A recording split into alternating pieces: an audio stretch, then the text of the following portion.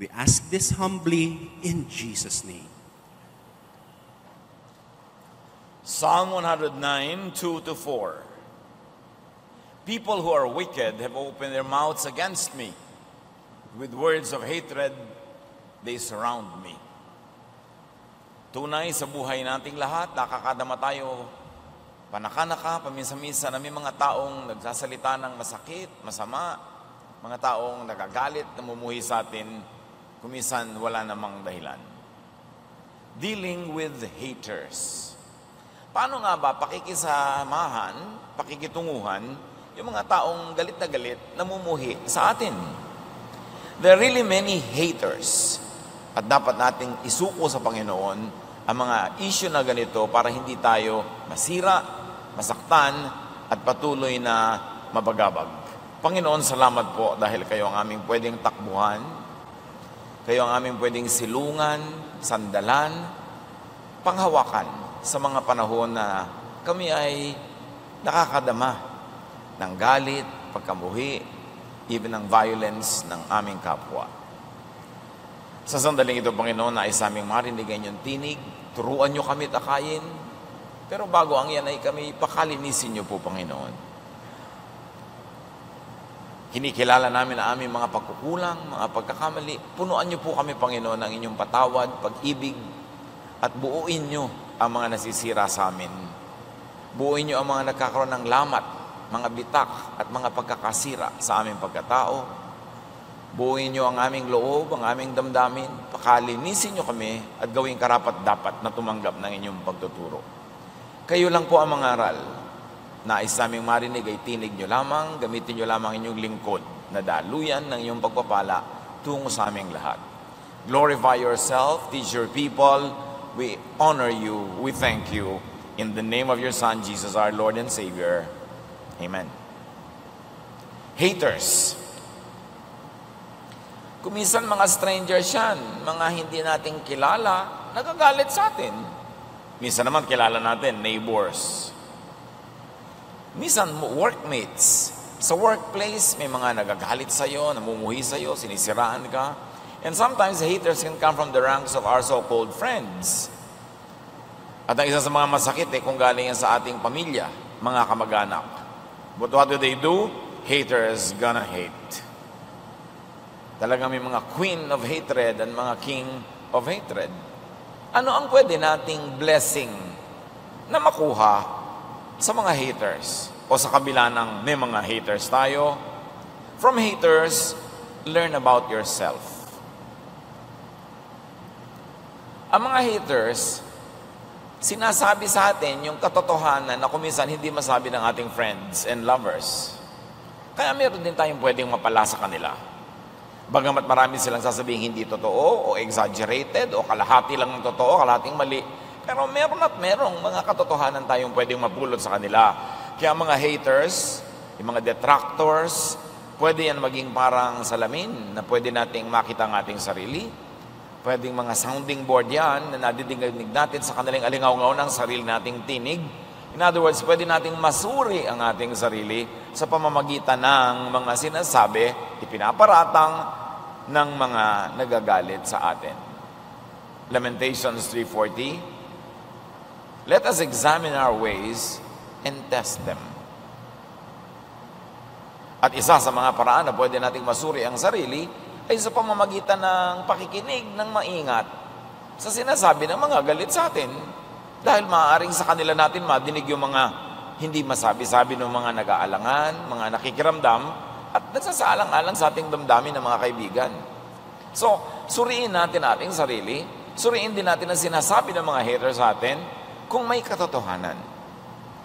Galatians 6:4-5, each one should test their own actions, for each one should carry their own load. Kanya-kanya daw tayong pasan ng ating mga dalahin, kanya-kanyang hila ng ating mga hinihila sa buhay, at ang bawat isa dapat ay sinusuri ang kanyang mga gawa, ang kanyang mga gawi, ang kanyang mga asal. So from haters, fish for truth. Out of the mouth of haters, sometimes the truth could come. It comes from the mouth of haters. Kasi nga wala silang preno-preno, wala silang paggalang at pagsasaalang-alang, kaya maaaring masabi nila yung mga katotohanan na mahalagang dapat din nating malaman. Kumbaga, kung pag nangingisda ka, ganon din ang gawin mo pagka may hater. Tingnan mo, baka may isda ka, may mahuli ka, may makita ka na katotohanan. John 8:32, you will know the truth, and the truth will set you free. And it doesn't matter from whose mouth the truth comes. Truth is truth. If it comes from people who love you, if it comes from people who hate you, truth is truth that must be heard. 1 Corinthians 2:11, for who knows a person's thoughts except their own spirit within them? Sino nga bang tunay na manunuri sa atin, kundi ang sarili nating espiritu, ang sarili nating diwa? Pero yung diwa at espiritu na yon, madalas natutulog, madalas namamanhid, kailangang gisingin. At pwedeng yun ay magising ng mga pananalita ng mga taong galit sa atin. Kung meron naman sa atin ngayon na hindi, sasabihin mo, ay walang galit sa akin, hindi ko issue yan, hindi ko problema yan. Pero siguro may mga nagagalit na nagkukwento sa inyo tungkol sa ibang tao, gamitin nyo rin itong mga pinag-aaralan. Suriin nyo rin kung may katotohanan, totoo ba? Yung bang taong kinagagalitan niya, kinamumuhian niya ay pwede niyong matulungan by analyzing kung ano ang totoo dito sa sinasabi nitong nagagalit, and in your own friendly way ay makatulong ka doon sa tinutukoy niya para maituwid ang pagkakamali ng tinutukoy niya. So ang lahat ng mga ito ay pakikinabangan natin kung ating uunawaing mabuti. Filter hateful words for nuggets of gold. Kung minsan sa galit na sinasabi ng iyong asawa, nagagalit ka agad, hindi mo tuloy nadidinig ang tunay niyang mensahe. Pag may nagbubunga nga, gusto mong magbunga nga rin, malakas ang boses niya, mas lalakasan mo yung sayo, hindi mo madidinig ang sinasabi niya. Yung mga nagsasala ng ginto sa mga ilog, mga gold panners, kumukuha sila, sumasalok sila ng maraming buhangin, maraming lupa, at sinasala nila para makita nila kung may matitirang mga ginto doon. Ganon din ang gagawin natin pag may mga nagtatambak-tambak ng pagkarami-raming salita sa ating tenga, salain natin, kahit na masakit ang mga sinasabi, kasaba kami makita tayong mga pirasong ginto ng katotohanan na pwede nating magamit for self-improvement. In fact, pwedeng ituring ang mga sinasabi ng taong galit sa atin na payo, na aral. Kung magiging kalmado lang tayo sa pakikinig at susuriin at hahanapin kung ano ang totoo sa mga sinasabi nila. Proverbs 19:20, listen to advice and accept discipline, and at the end you will be counted among the wise. And haters could be our unintended advisors. Yung mga haters na nagsasalita sa atin na masasakit, kung minsan ang gusto lang nilang gawin ay saktan tayo, pero kung tayo'y matalino at hindi nagpapadala sa bugso ng damdamin, sa pakikinig na mabuti, maaari tayong makinabang at may mapala tayo sa kanilang mga pagbubunganga, sa kanilang ranting, sa kanilang mga sigaw at mga galit, o kaya mga bulong-bulong. Kasi hindi naman lahat ng haters sumisigaw, meron pabulong kung mga atake. Mainam pakinggan. Benefit if you have haters. At least may pinakinabang ka. Guided by their truth, improve yourself. Pag kami nagsabi sa iyong, napakatamad mo, ang dami-dami ko pinapagawa sa iyo, hindi mo ginagawa, isipin mo, totoo naman na, thank you for telling me that. Salamat sa paalala. Pag may nagsabi sa iyo, ang pangit-pangit mong manamit, naisip mo, may point. Salamat, mag-i-improve ako ng aking pananamit. Kasi mga kaibigan ko, hindi naman sasabihin yan eh. Kasi naaawa sa akin o ayaw sabihin. Pero may nagsabi sa'yo, dahil kagalit mo, maaari ka ngayon makinabang. Psalm 109, 2-4, people who are wicked have opened their mouths against me. With words of hatred they surround me. But I am a man of prayer. Maraming sinasabi ang mga tao laban sa akin, masasakit. Pero ako isang taong madalanginin. At kahulugan din ng madalanginin yung mapagbulay-bulay, mapagmuni-muni. You reflect. So, yun ang tamang sagot sa mga wicked. Yun ang tamang reaksyon sa mga nagsasalita ng masasakit. Be prayerful. Reflect. Mag-quiet time ka. Suriin mo kung ano ang blessing na maaari mong makuha sa sinasabi niya. Lalo nasaktan ka todo, dapat may pakinabang ka para hindi ka lugi. At ang pakinabang lang ay matuto sa sinasabi niya. At dahil sa natutunan, ay lalong ayusin ang sarili. Ano pa ang marapat nating reaksyon sa haters? Mga laging galit sa atin, laging namumuhi. Limit, minimize, and if needed, cut your engagement with haters. Pag alam mong galit sa'yo, magagalitin, o likas na gano'n ang karakter, kontian lang ang pakikitungo. Sa ating wika, maraming salita na tinutukoy ay antas o degree ng pakikipagkapwa. Una, pwede kang makihalubilo. Pwede kang makisalamuha. Pag nilalim-laliman mo pa, pwede kang ngayong makipagmabutihan. Pwede kang makisama. Then pwede kang makisangkot. At yung pinakasukdulan, pwede kang makiisa. Alin doon ang ibabagay mo sa mga haters? Dapat makihalubilo ka lang. Huwag kang makisama. Huwag kang makisangkot lalo na. Huwag kang makipagmabutihan. Huwag kang makiisa. Kasi gulo ang iyong papasukin. Ang mga Arabo ay may kasabihan, close the door that brings in the draft. Isara daw ang pinto na pinapasukan ng ambon, ng ulan, ng ampyas, tawag sa Laguna. So, pinapasok ka pala, di isara mo. May mga taong haters, nagpapadala sa'yo ng hate mail, nagpapadala sa'yo ng mga hate messages, lagi kang binubulungan, sinasabihan ng mga hateful words. Limit your engagement. Ang dapat nga doon, iwas. Proverbs 9:7-8, whoever corrects a mocker invites insults. Whoever rebukes the wicked incurs abuse. Do not rebuke mockers or they will hate you. Rebuke the wise and they will love you. Words of wisdom from Proverbs. Pag lagi mong gustong ituwid ang sinasabi ng mali, ikaw ay nang aakit lamang ng panglilibak o pangiinsulto o panglalait niya. Kasi pag itinutuwid mo yung masamang tao, magagalit siya sa iyo, aabusuhin ka niya sa salita, sa gawa. Sasaktan ka niya ng salita o sasaktan ka niya physically. Kaya sabi, huwag mo nang ituwid niyang mga mockers. Huwag mo na silang sikapan pa na pagsabihan, lalo sa Facebook. Merong nagrarant, nagagalit, nagmumura, huwag mo nang patulan, huwag mo nang ituwid. Kasi hindi mo maitutuwid.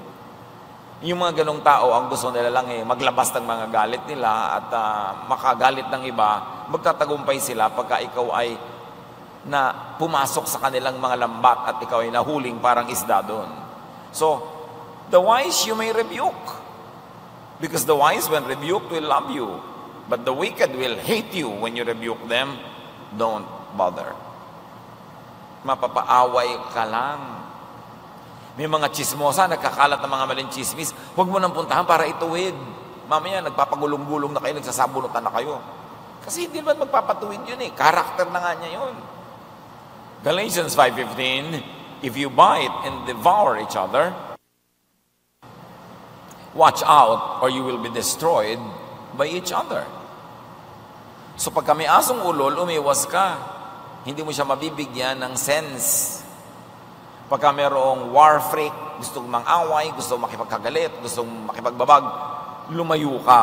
Wala kang mabuting mapapala. At maganda, lalo't na-identify mo na yung mga tao, mga haters, mga laging may sama ng loob, may galit, may hinanakit, may sumbat. Do not always hear or listen to haters. Huwag lagi makinig. Control and minimize communication and correspondence. Do not always fish for their words. Alam mo na si person A, hater. Tapos lagi mo pa tinatanong kay person B, anong sabi? Anong sabi ni person A? O anong latest? Anong sinabi sa'yo?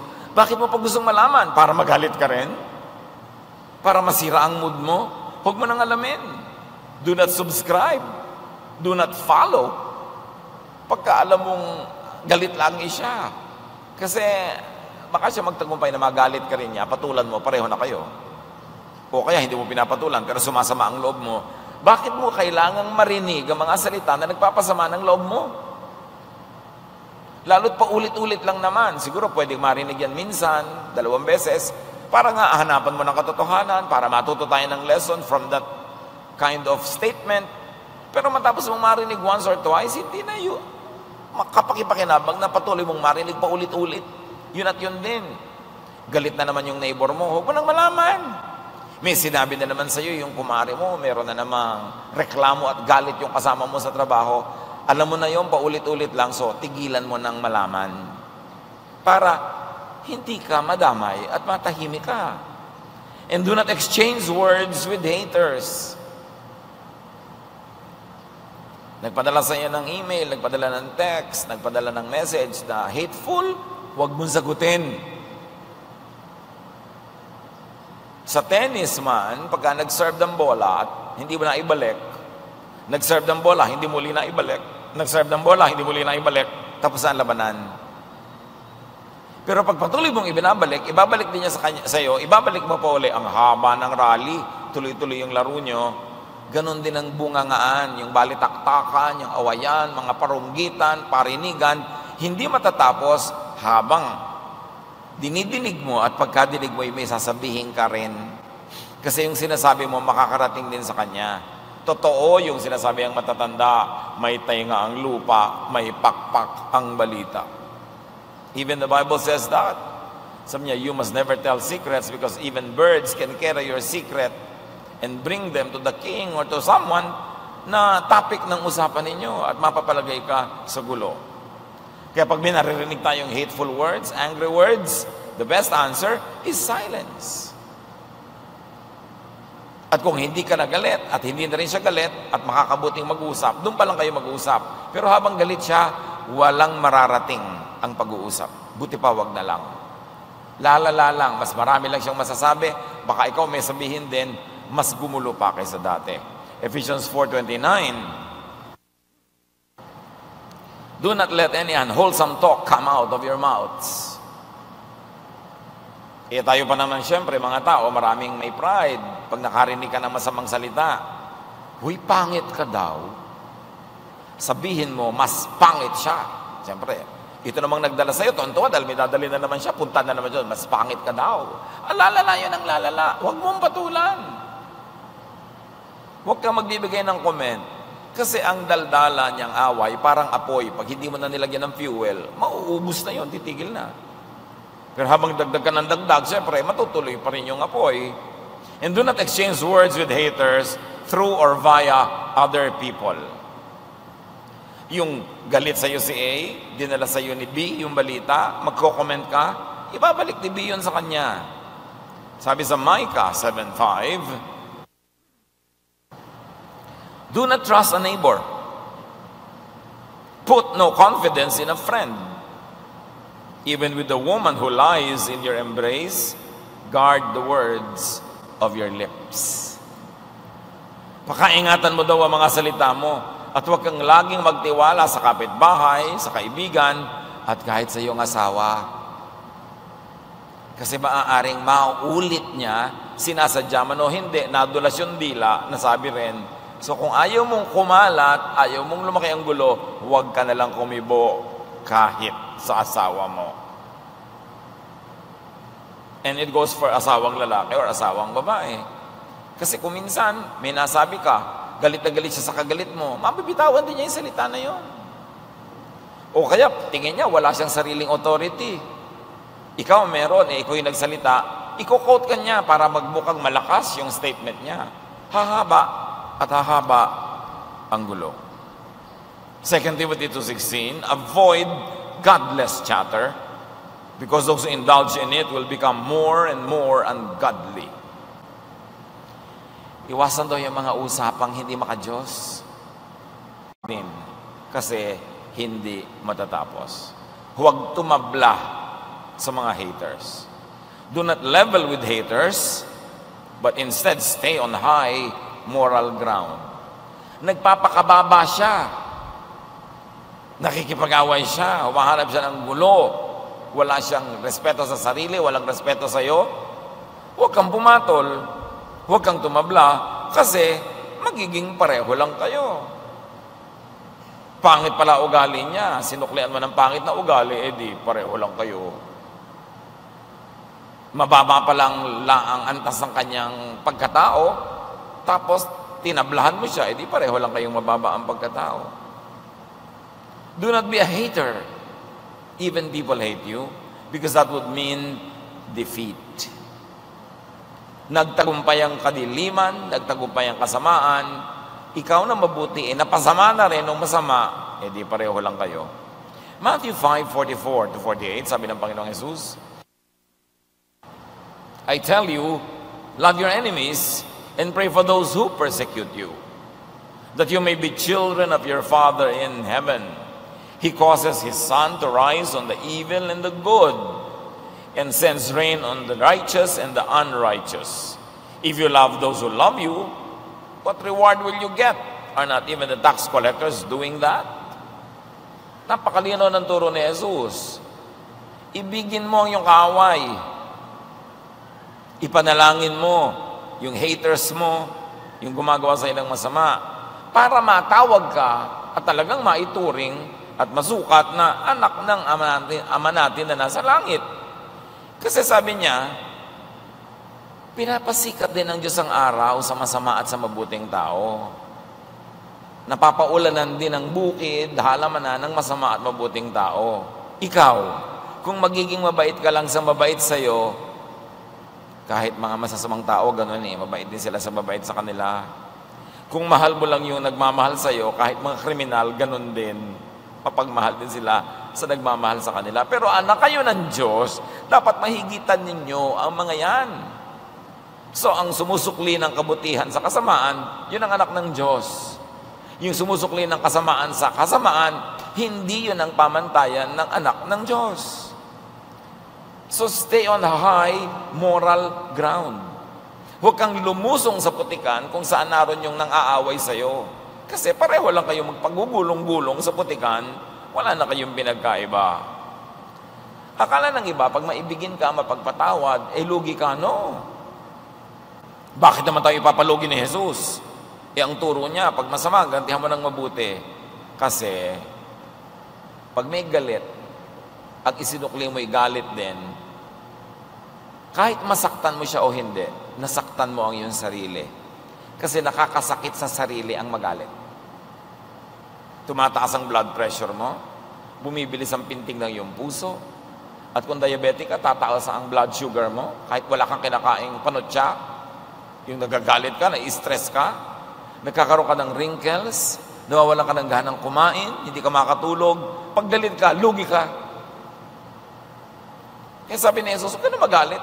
Galit sila, mahalin mo. Kasi nagmamahal, di ba? Inspired, ganado, masaya. So yun ang tinuturo ni Jesus, yung mabuti para sa iyo. At mabuti rin para sa kapwa. Kasi kung siya ay galit, galit ka rin, mamaya mas galit na siya, mas gagawa siya ng masama sa iyo, mas nalalagay ka sa panganib. Samantalang kung galit siya, hindi ka nagalit, gumawa ka ng mabuti, pwedeng tumigil na siyang magalit, or at least hindi na madadagdagan ang galit niya, whichever the case will be beneficial for you. Hindi tayo ipinapatalo ni Jesus pag ang itinuturo niya yung maging people of peace, mapayapa, mapagpatawad. Kasi pag hindi ka nagpapatawad, ikaw ang nagsasuffer. Dala-dala mo sa puso mo yung galit. Masama ang yung loob. Can you imagine yung loob mo masama? Sinong lugi? Ikaw. Kaya dapat sundin si Jesus. Mabuti yung para sa'yo, mabuti para sa kapwa. And if things really work well, yung pagkakagalit nyo, baka mauwi pa sa pagkakaibigan. Pero definitely, yung galit, sinagot mo ng galit din, hindi uuwi yun sa pagkakaibigan. At sa pagpapatuloy ni Jesus, verse 47, and if you greet only your own people, what are you doing more than others? Do not even pagans do that? Be perfect. And by being perfect, ibig sabihin ni Jesus, in love, in forgiving, not in morality. Impossible yon. Be perfect, therefore, as your heavenly Father is perfect. Bakit perfect dito ang heavenly Father? He sends His rain on the good and the bad. He lets His sun shine on the good and the bad. Yun ang perfection ng Father na tinutukoy dito. Kaya pag sinabi sa yung be perfect as your Father is perfect, ibig sabihin, be perfect in love, be perfect in forgiving, be good to the good and the bad. Akala kasi ng iba yung perfection na yun, personal moral perfection. Sobrang hirap gawin yun. Do good to haters. Yun ang tunay na victory. One, yung hindi ka gumawa ng mali, victory na yun. Gumawa ka pa ng mabuti, lalong victory. At paano kung tablan pa siya positively, na nagbago siya at bumuti rin, sobrang victory. But no victory can happen if you do bad to haters. Lalo mo lang silang gagalitin. Kaya sabi ni Pablo sa 1 Corinthians 4:12-13, when we are cursed, do we curse back? No, we bless. When we are persecuted, we endure it. When we are slandered, we answer kindly. Yun ang formula. Kung gulo man ang kalooban niya, yung kalooban mo hindi, so dapat payapa, tahimik. Hindi ka nagsusukli ng mali sa mali. Kasi pagharap niyo sa Diyos, pareho na lang kayo mali. Ano pang inilamang mo doon? Romans 12:19-21, do not take revenge, my dear friends. On the contrary, if your enemy is hungry, feed him. If he is thirsty, give him something to drink. In doing this, you will heap burning coals on his head. Do not be overcome by evil, but overcome evil with good. Huwag kang patalo sa masama by being bad yourself. Talunin mo ang masama sa paggawa ng mabuti. Yun ang tagumpay. This is true victory. And from the hatred of people around, know, then understand, then empathize with haters. People who are hateful are crying for help. Yung sobrang bungangera, sobrang loud, may emptiness sa loob niya yan. Yung sobrang pa-impress, sobrang magyabang, may insecurity yan na pinipilit niyang takpan. Yung laging galit sa mundo, sugatan yan. Maraming nasugat sa kanyang puso. Maraming nanugat sa kanya.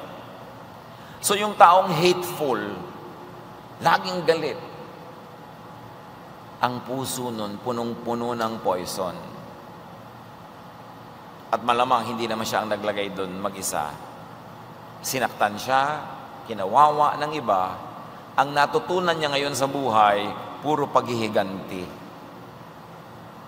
Kaya kahit wala kang ginagawang masama, galit sa'yo. Kasi galit siya sa mundo.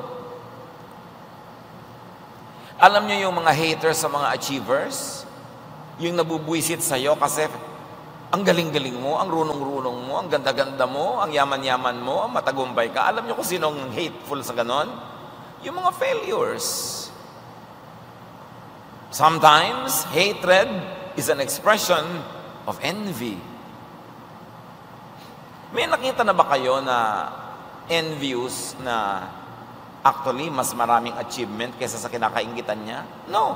Real achievers are not envious of others.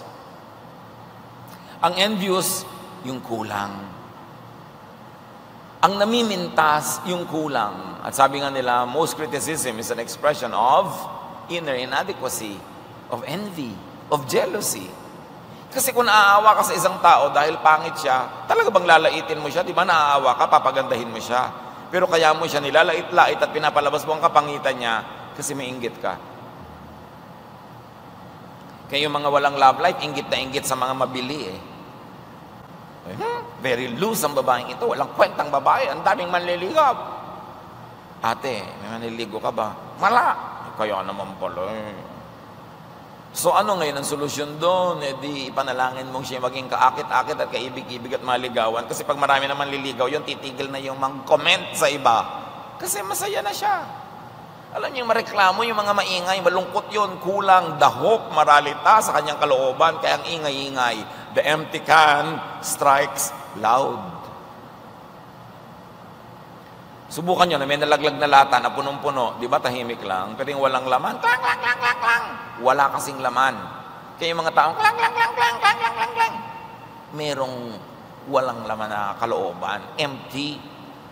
Siguro walang love life, walang pera, walang achievement, wala.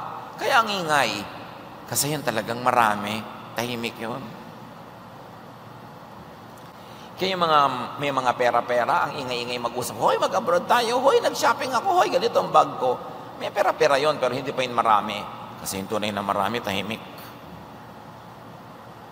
So yung tahimik, kahit may kulang ka, pero tahimik ka, baka mapagkamalang kang puno. So mabuti pa manahimik ka na lang. Kasi habang nag-iingay ka, binibisto mo lang yung sarili. Kailangan quiet ang tao. Yung tahimik ka lang. Huwag mong patulan yung maiingay. In fact, mga anak ng Diyos, imbes mainis tayo at magalit, sikapin natin unawain. Kasi pag naunawa mo na, magsisimula ka ng maawa. Magsisimula ka magkaroon ng malasakit, hindi ka magagalit. Itatrato mo siyang pasyente kesa kalaban. Sabihin, pasyente po ba sa mental hospital? Kahit saan ang ospital, basta pasyente. Hindi mo kalaban. Kailangang maggamot. Kailangang matulungan. Kaya ang sabi sa James 1:19, everyone should be quick to listen, slow to speak, and slow to become angry. Gumugulo ang mundo pag binabaligtad natin. Quick to become angry, quick to speak, and slow to listen. Dapat pakinggan mo. Kasi ang mga reklamo, may mga ibang sinasabi yon. Kuminsan ang mga magulang, pag uwi ng anak, gabi na, gabi ka na naman, lagi kang ginagabi. Magagalit kayo yung anak. Pero ang ibig lang palang sabihin ng magulang, miss na miss kita, anak. Naiinip ako, nalulungkot ako, kanina pa kita gustong makasama. Hindi naman sinasabi lang ng magulang yun dinadaan sa galit. Kaya nga sinasabi ko mga kapatid, pag may nagagalit, huwag kayo magalit din agad. Pakinggan nyo yung tunay na mensahe. Kasi bihira naman nating ipinagtatapat sa salita yung tunay nating niloloob. May iba tayong sinasabi, pero mayroong ibang mensahe yun.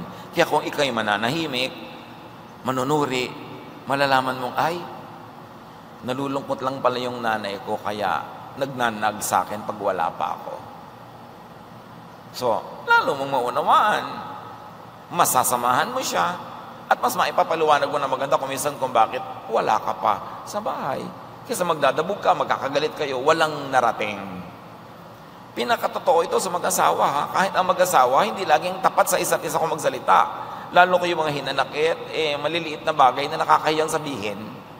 Sinosolo na lang, dinidibdib na lang mag-isa.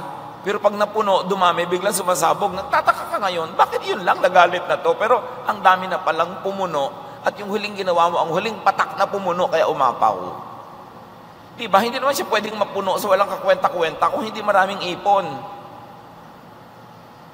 Kumisa sabi na, para yan lang, nagalit ka na, galit na galit ka na. Hindi lang yan. That's the last drop that filled me to the full. Galit na ako. Diba? Sabi mong ganon. Kasi ang dami na. Pero hindi ka kasi nakikinig. Ting nagsasalita siya, nagsasalita ka rin. Makikipag-away ka.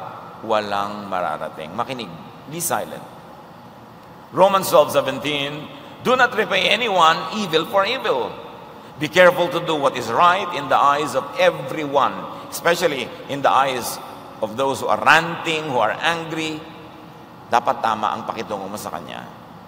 Every anger, every hatred, is a cry for help. That's why angry people, hateful people, envious people actually are needy of help. So hindi nila kailangan na awayin mo rin sila. Ang kailangan nila, tulungan sila para malutas nila yung malalalim nila mga pangangailangan para tumigil silang maging ganon.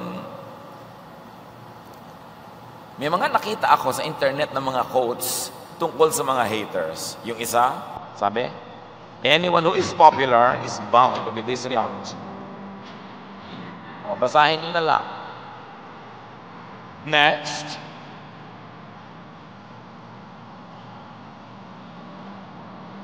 And